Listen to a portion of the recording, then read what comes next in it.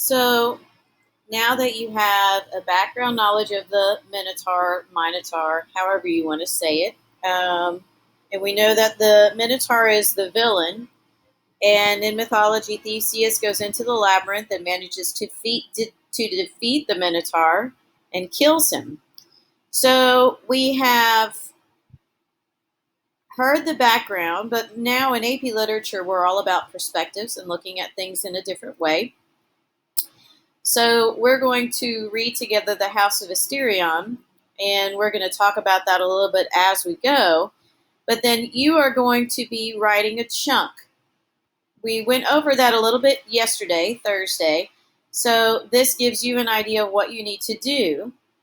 And like I said yesterday, in your chunk, I do want it to be color-coded. So I want your assertion in blue, I want your evidence in green, and I want your commentary in red. Now, if you were to go into the slide, this gives you the chunk. Show how the author uses narrative techniques to characterize Asterion. Since this is one chunk, focus on one or two characteristics only. So this would basically be an essay, but we're not writing the essay. We're just writing one portion of it. And then this is the PowerPoint that goes with it, kind of giving you an idea of what you're going to be writing. You have all of this on Google Classroom. I'm just walking you through it in addition to that. So if you notice in this part, it says it's a chunk, so focus on one.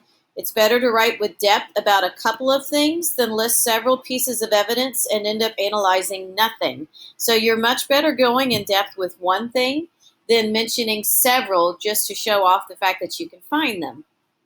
Some of the narrative techniques that have been chosen would be flashback, point of view, narrative pace, hyperbole, narrative voice, etc. Pick one or two max.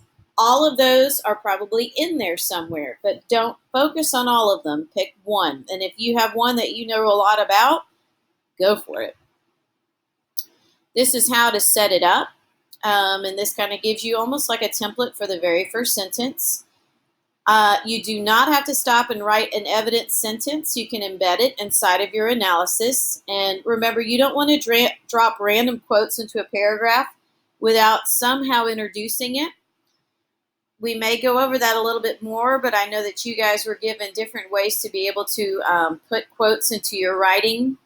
I believe it was called tag your evidence, introduce your evidence, or embed your evidence. And if this is something that you are not familiar with, then I can put up some resources.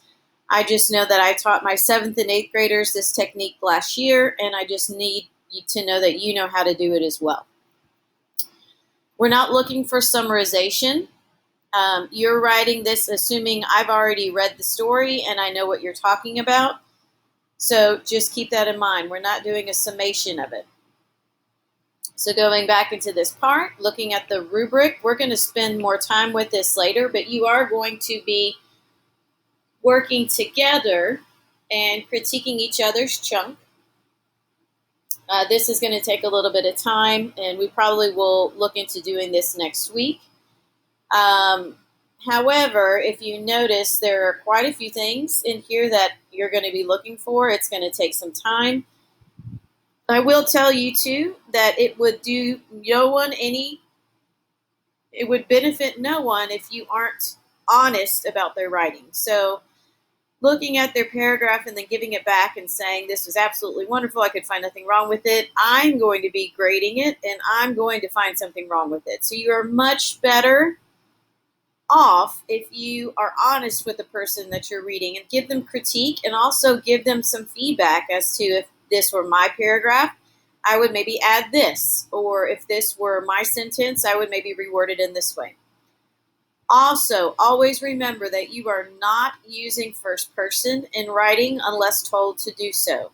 And more than likely, I will never tell you to do so.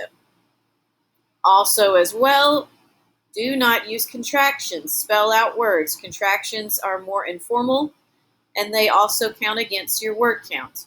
Do not count as 2 words. Don't count as 1.